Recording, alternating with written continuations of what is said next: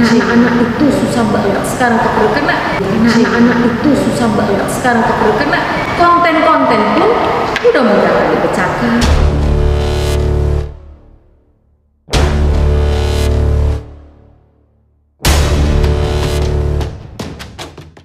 Ada penyampaian spesial apa, pendekatan seperti apa sehingga anak bisa menerima itu? Pendekatan di mana mereka harus memahami, tapi mereka juga dipahami. Artinya kita kasih segala sesuatu. Oke, kita bukan berarti dia tidak tinggal teknologi loh, dia nggak ketinggalan teknologi, cepet banget tangannya anak semua. Ya. Kadang kita sendiri yang kewalahan gitu, tiba-tiba udah sampai bukan Padahal nggak punya HP dia. nggak punya HP, nggak apa-apa, biar aja dia belajar strategi. Perencanaan. Mama papa itu harus tahu supaya anak bisa tahu strategi, karena selalu dikasih kemudahan mereka akan menjadi lola. Cara berpikirnya jadi kayak mudah kok. Artinya kan kita harus mengakui bahwa di saya ada, di kamu enggak, tapi di kamu ada, di saya tidak ada. Nah kan di saya ada, di kamu enggak, tapi di kamu ada, di saya tidak ada. Nah kan itu sekarang harus bisa saling. Nah ini ada ini keahliannya begini nih, ngorek mengupas tuntas pembicaraan. Keahliannya begini nih, ngorek mengupas tuntas pembicaraan. Nah saya nggak punya itu, ya kan teman-teman. Tapi kalau yang lain, nah dia nggak punya, saya punya.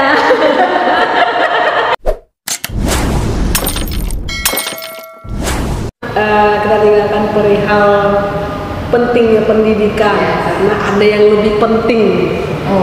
Ini lebih penting lagi dan sangat-sangat punya dampak buat generasi selanjutnya. Nah, saya dengar nih kakak nih punya anak nih, adik ponakannya. Ya. Ponakan, tapi tinggalnya sama kakak ya. Ya, sementara di sini sama saya. Dan Karena itu daring itu loh. Daring. Ini keuntungan daring nih. Makan bersyukur. Ini saya dengar dari tadi bahwasanya Raisa ya. Raisa. Hai Raisa. Izin ya Raisa mau ceritanya ke sini. Sudah ke Thailand dan atlet sempoa. Artinya tadi cerita banyak piala, prestasi. Saya termasuk tante buat anak-anak kakak saya yang cukup mengikuti perkembangan anak kakak saya. Yes. Dari kecil sampai sekarang udah ada yang SMA, SMP, saya mengikuti. Nah, ada beberapa kakak saya mungkin yang menurut saya sudah pas, ada yang kurang, tapi so far baik lah. Tapi ini kan masih keluarga saya. Yes. Keluarga di luar sana yang apalagi saya di kompleks yang cukup crowded ya, punya anak tapi menurut saya kurang etika, tidak ada. Agak jauh lah dari yang menurut saya etika anak dulu gitu. Ini bagaimana nih cara didik anak di zaman sekarang ini yang cukup kompleks gitu. Memang agak-agak dibilang susah juga karena kondisi sekarang anak-anak kecerdasan jauh ya, karena makanannya juga udah lebih hebat dari kita. Masakan keju ya. Ya, cemilannya juga udah beda, cemilan artis Korea ada cemilan dia. Cemilan kita apa dan Jaya. Disebut. Ya kan, artinya anak-anak sekarang juga pinter-pinter kita lah terlihat. Tapi saya bersyukurnya si Raisa itu bisa menganggap saya seperti jadi kayak ibunya. Artinya kalau kita tegur dia tidak sakit hati, ya kan. Kemudian dia tahu kita tulus, ya kita tahu itu semua untuk kebaikan dia, gitu ya. Dan memang itu semua saya bersyukur karena itu anugerah Tuhan juga. Kalau istilahnya itu anak hati saya bilang, karena dia keluar dari hati saya. Maksudnya saya pendekatan sama dia sampai cara pendidikannya, semua attitude-nya itu karena memang dari hati saya gitu. Jadi itu semua itu memang perlu ada trik kita juga, karena saya berprinsip kita jangan sampai kita yang dikendalikan, kita harus mengendalikan kita. Apalagi di masa-masa usia dia itu remaja, mencari jati diri, mencari karakter, dan mudah sekali dengan tren. Nah, itu yang, dan masa pandemik ini kan kita ajari dia itu bahwa ini adalah masa dimana kebukaan dunia sebenarnya. Ya, artinya kan semua dunia itu berduka dengan situasi seperti dan prihatin. Jadi kita pun mencoba mengajari mereka juga dengan ya, jangan bersikap yang tidak bisa kita memberikan pendekatan yang emosional yang apa ya, harus ada yang peduli, rasa kepedulian, karena anak-anak itu susah banget sekarang kepedulian, karena konten-konten pun mudah-mudahan dipecahkan, mudah-mudahan membuat segala sesuatu yang anak-anak itu cepat sekali menangkap. Ya, ini masalah sekarang ini iya. Gadget ini. Iya benar. Gimana nih peran orang tua nih Kak menyikapi yang apa-apa ya, saya nggak bisa nutup mata nih ibu-ibu ketika harus mendiamkan supaya anak-anak kena yang tadinya lagi pakai ini handphone nih jawabannya. Ya. Ini dari sisi dokter wanita gimana nih? Ya dikasih handphone ya, punya handphone gitu ya. Ya itu memang balik ke orang tuanya ya, karena ya prinsip orang tua kan masing-masing ada ya. Tapi kalau ditanya ke saya pribadi ya kan Dek, anak-anak tuh memang gak punya handphone. Mama papanya juga kami satu sepakat. Ada penyampaian spesial apa, pendekatan seperti apa sehingga anak bisa menerima itu? Pendekatan di mana mereka harus memahami, tapi mereka juga dipahami. Artinya kita kasih segala sesuatu. Oke, kita bukan berarti dia tidak tinggal teknologi loh, dia nggak ketinggalan teknologi, cepet banget tangannya anak sempoa. Ya. Kita kadang kita sendiri yang kewalahan gitu, tiba-tiba udah sampai gitu kan. Bukan padahal nggak punya HP dia. Nggak punya HP, nggak apa-apa, biar aja dia belajar strategi. Perencanaan. Mama papa itu harus tahu supaya anak bisa tahu strategi, karena selalu dikasih kemudahan mereka akan menjadi lola. Cara berpikirnya jadi kayak mudah kok, semua mudah. Akhirnya dia nggak tahu tantangan, dia hanya tantangannya hanya kalau lomba bersaing tuh. Justru dia sekarang tantangan terhadap perilakunya, ke diri dia gitu. Bayangkan deh main game gitu lewat kita ya, halo Reza sayang, halo Noah sayang, ya Tuhan. Kalau kita dulu lebih plototin ya, tuh itu yang jadi, nah hal-hal yang kayak gitu yang kita pendekatan kita pelan-pelan. Memang awalnya kayak menolak, memang benar lagi menolak, apalagi perubahan yang drastis ya. Pandemi ini segala sesuatu online ya, kadang kita gimana ya, semua jadi kemudahan bagi mereka ya, gak ada kesusahan, karena tinggal duduk makan, sekolah gitu kan, semua di satu meja itu ya. Tetapi tetap kita berikan segala sesuatu supaya ada trik, kegiatan yang membuat dia juga bergerak di zona nyamannya itu tadi kan. Nggak terasa sudah setahun lebih ya. Ya. Ada nggak Kak misalnya cara nih, karena yang awam udah punya anak tapi nggak mampu gitu, cara-cara tertentu pendekatan ke anak ini supaya tidak lagi HP ini gimana?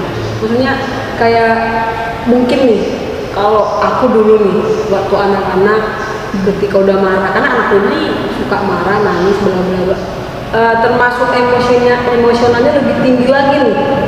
Nah, jadi kalau ini kan saya dulu kalau saya dimarahin orang tua, katakanlah bukan perihal gadget, tapi dulu ada sesuatu yang mungkin saya melakukan kesalahan terus dimarah, berantem sama teman. Maksudnya pasti ada perdebatan gitu. Perdebatan terus, tapi gini, gimana supaya anak tidak kayak menjadi pendendam, karakternya keras, mudah sakit hati apa gimana ketika pengertian dan tidak ada perbedaan antara, kan Raisa punya adik tuh ya harus seimbang, dan kami pun, saya dengan adik pun sepakat jangan nanti dia yang A, saya B, sepakat kami. Oh ini menarik nih. Iya, Seimbang. Jadi aku sayangkan adikku Cici, Mama Raisa. ada nih kak yang realitanya ketika si kakak dan si adik ini selalu nih dibedain pengertiannya lebih banyak ke adik. Enggak, semua sama. Harus gitu. Iya, sama. Nah, ini mungkin kakak harus sampaikan Sama. Tapi memang cara pendekatan yang berbeda karena si kakaknya Raisa kan orangnya kan lebih stronger. Noah itu lebih lembut. Ya, dulu sifatnya tuh mau kalau marah gitu. Ya memang kita langsung tangannya jangan digituin. Terus jadi sekarang suka secerita. Ya kalau nggak kenapa, tuh, nah gitu cerita ya. Iya bisa ya. Bisa lama-lama. Jadi kita Pernah dulu di momen itu kalau mau. oh iya, anak laki-laki kan gitu ya.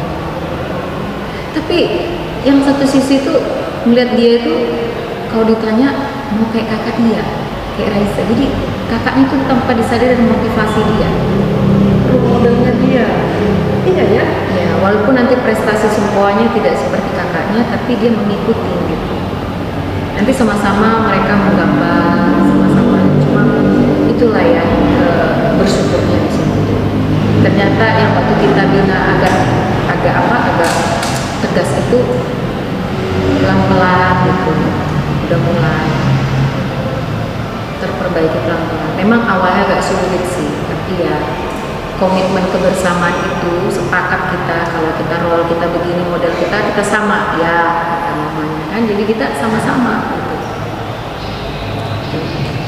Nih tips paling apa gitu? Iya, sepakat karena nggak semua orang tua bisa mengurus langsung anaknya dan nggak semua orang tua bisa menerima anaknya diurus yang lain.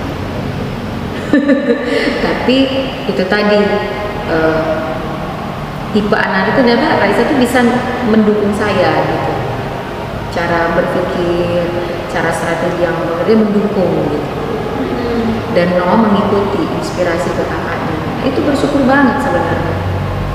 Nah ini yang menjadi satu role model buat kami, bahwa memang kayak saya bilang kalau udah dapet orang yang menjadi inspirasi dia akan jadi berubah, bisa jadi mengikuti positifnya.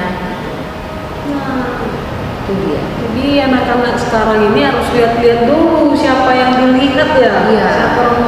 Nah Yang ini gitu deh, kita suruh anak jangan pegang HP, jangan nontonin ya lo maminya drakor, maminya main game.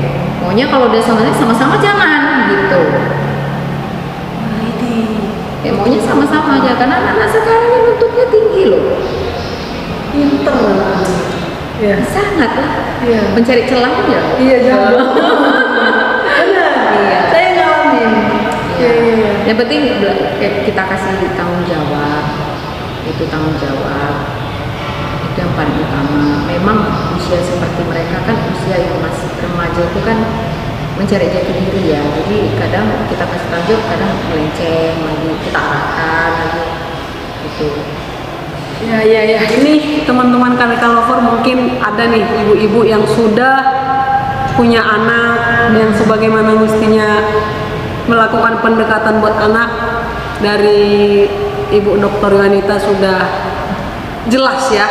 Oke Kak, tadi sudah banyak cerita perihal Raisa. Mudah-mudahan Raisa berkenan nanti hadir di KDK TV buat menginspirasi teman-teman yang di luar sana juga ya. Masa pandemi ini kan banyak hal, misalnya tugas-tugas anak-anak itu yang membuat jadi ada penundaan kan. Misalnya minggu depan ya kayak mana ya, dia memang tugas harus. Jangan kan minggu depan jangan. Ada nih Kak, ketika si anak nih begini arahan nih dari orang tua, tapi ketika anak ini merasa nggak pas tapi dikerjakan karena udah diarahin nanti aku dikena marah gitu. Ada nggak ini kayak mengganggu ke karakter si anak. Nanti tuh nampak deh.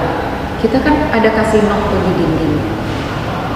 Misalnya ujian atau ada yang salah, kita capture, tapi capture contoh itu tadi kan deh kami capture. Awal-awal kan kita lama-lama kita lihat. Kalau dia nggak senang, kan nampak. Iya. Itu kan proses. Karena kan dia kan memang harus dibimbing, memang harus diarahkan. Kalau memberontak wajar, pasti ada rasa sisi berontaknya. Kok saya digini, kok yang lain nggak pasti. Tapi lama-lama kan dia kan berpikir. Kecerdasan emosionalnya kan akan melihat kan gitu, akan merasakan betul ya. Kalau saya tunda, pernah PR dari Raisa disebut namamu tuh belum kumpul. Itu ada, itulah. Kan dirasakan sendiri. Tapi begitu dia menempatkan waktunya, manage waktunya dengan benar, dia senang disebut Raisa sudah mengumpulkan tugas. Senang nggak disebut senang pun, ya udah. Kan dia dapat sendiri. Iya. Nah, itu kayak seperti itulah yang kita kasih pendidik. Jadi kalau misalnya kayak salah gitu kan, ada soal yang salah satu, salah dua, foto, foto, terus kita pindahkan ke latihan, koreksi lagi mana jawaban benarnya. Saya selalu tuh ingatkan Raisa sama itu begitu. Foto dan itu deh awal-awal itu memang berat, bolak-balik kita ingetin. Tapi sekarang salah satu tuh udah dipindahkan, sudah tuh. Nanti dia buat salah, koreksi lagi. Karena nanti bisa ditanya lagi di ujian semesternya misalnya. Kalau nggak tahu kita tanya Miss apa gitu. Karena ini pandemi ini kan masalah mengajari dia memanage dirinya jadinya. Betul. Iya. Iya. Sebenarnya yang kita harus ambil hikmat dari ini semua, dia memanage diri menjadi anak yang jujur sama diri sendiri. Benar. Membilangkan bahwa itu merupakan tanggung jawab dia. Iya. Gitu. Karena jangan pikir ini sekolah kan tanggung jawab mama ini. Kan mama yang suruh ke sekolah. Iya. Iya kan? Tersadar juga.